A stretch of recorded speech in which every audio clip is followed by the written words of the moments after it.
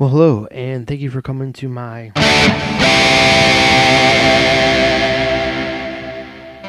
commentary video on the Carl Verheyen floating bridge method, how to set it up, how it all works, and some common misconceptions based on some things based on the nature of his video only being 4 minutes long, trying to explain a complex multi-topic topic.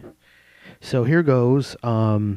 I linked in the description below 2 videos I suggest you watch first so you know what the hell I'm talking about. What is the Carl Verheyen method? It's down there in the comments or in the description. And a debunking video that is how I got to this point. So I'm very grateful for that debunking video. However, I'm not so sure anything is debunked, and I'll tell you why in this video as you watch on. So here we go. So first of all, as you know, the setup, the reason for the season here is that you want a guitar, you want a tremolo, a floating tremolo that provides you a nice musical bending sequence of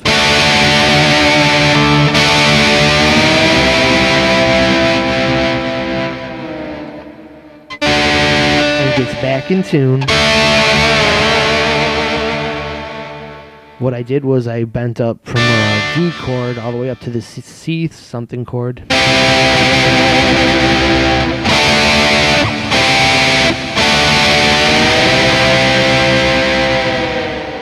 Nice and musical and cool sounding to whatever effect you want to make it. But the gist is that the G string goes up a flat third, the B string will go up a whole step, and the E string will go up a half step, so a D chord turns into this shape. The shape of that triangle D chord goes into this square kind of thing here, if you can see this chord, which is the first string, 3rd fret. Anyways, you can figure it all out. So it's not one of those videos, you know, millions of those kind. So we've got a floating trem here, and what is causing these intervals? It's easy to think from Carl's video, who goes on to explain a very important concept of this setup, is this angled trem claw here.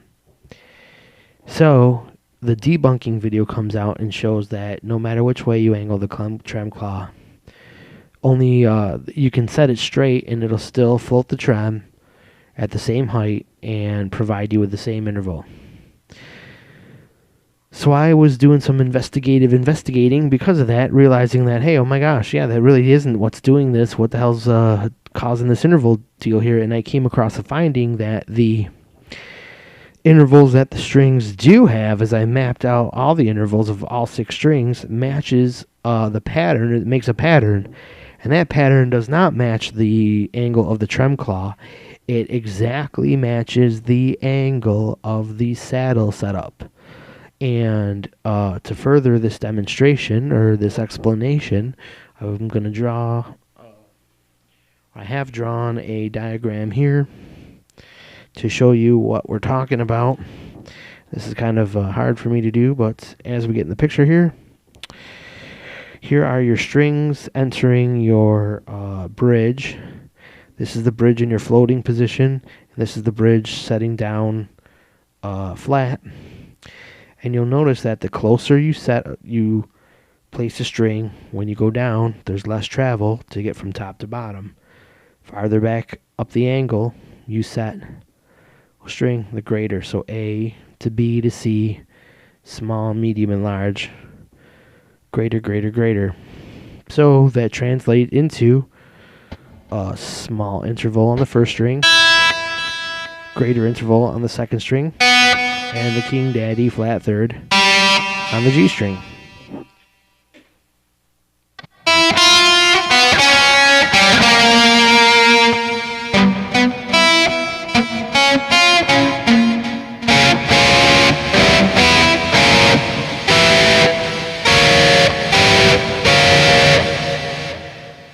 Not so appealing straight up and down, but certain chord shapes turn into cool chord shapes. So it's got a worthwhile application to be set up in this manner. And also you'll find that when you set your guitar up, like this. This is how most people who are telling you how to professionally set up your strat floating bridge are telling you to set your saddles in this angle here. And I think that you'll find, as I did, that once you set them in this angle to get the sequence of bending set up, that the intonation is not far off. It only took me just a couple of tweaks to get each string to ring out properly and sound good.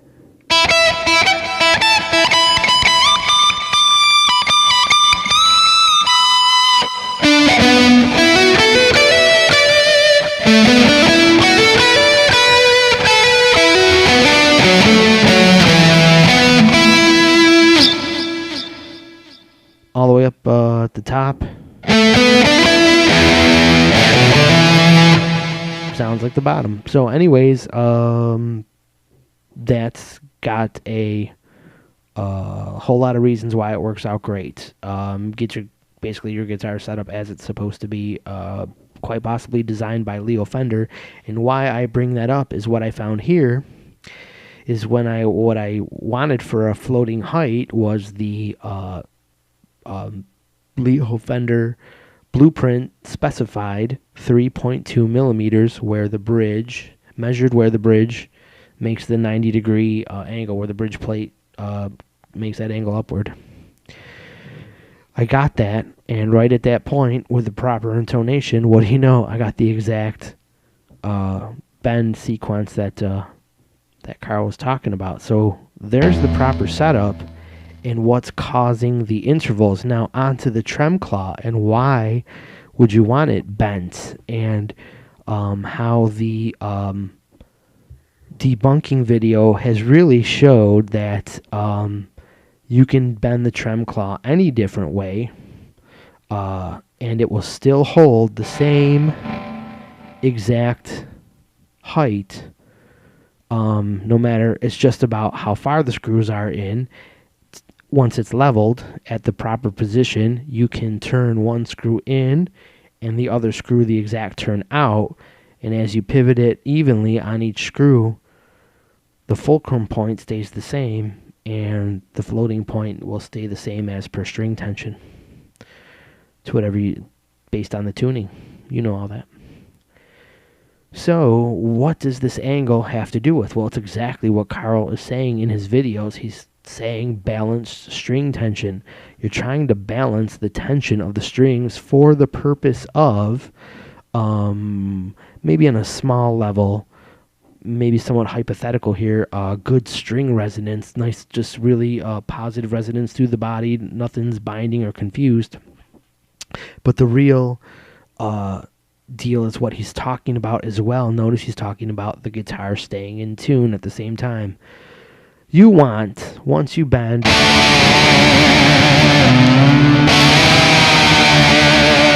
wild with the whammy bar, you want it to return to tune. You're going to be able to play all your chords.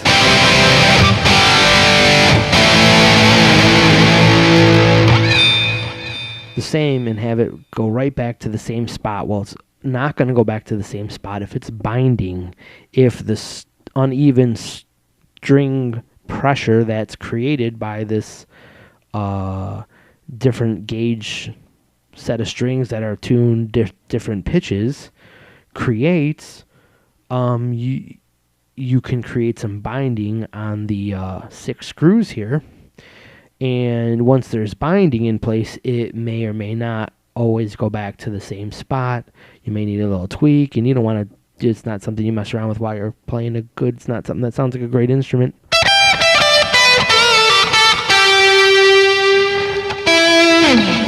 So it's about eliminating binding. So you set that thing at an angle, and I believe his angle is countering the imbalance between the top 3 and the bottom 3. You have to watch his video to see exactly how it works, whether it's, I believe it's the top holds more pressure, and you have that spring set, I believe, holding more pressure to compensate, and the bottom strings, which don't hold as much pressure, have a looser spring so that there's even spring tension throughout, and that creates a bridge that pivots properly on the screws and will more likely return to center. And the last thing about staying in tune also doesn't involve the bridge. For me, it involved lubricating the nuts here, meaning what I used was some tubes of Carmex chapstick, which I found real cheap at Walmart, mixed with some pencil lead that I just got the shavings off of, and mixed them together, and without the strings in the nut, oozed it into the string slots there best I could. And it seems to have worked. I don't seem to have any popping or binding when I tune or do the whammy or anything like that. And I haven't had a tune in a while. The last thing is these locking tuners, which seem to be a blessing, allowing less wraps on each post, and less wraps, I believe, wake up the string. There's less dampening up here, and less chance of it stretching constantly and going in and out of tune all the time, even when they're new. So you want less windings and locking strings. Do that. This has the little spinners on the end here that you tighten up at the end here. If you look on Guitar Fetish website and you watch my build video, you'll know about those. They're also staggered in height. So I get a... see if you can see that, but I don't think you'll be able to tell in the video the perspective of this one being shorter, this one being a little taller. Either way, they're staggered in height, and there's no string tree, so I get the least possible resistance, and I don't have any problems. I don't have any problems tuning.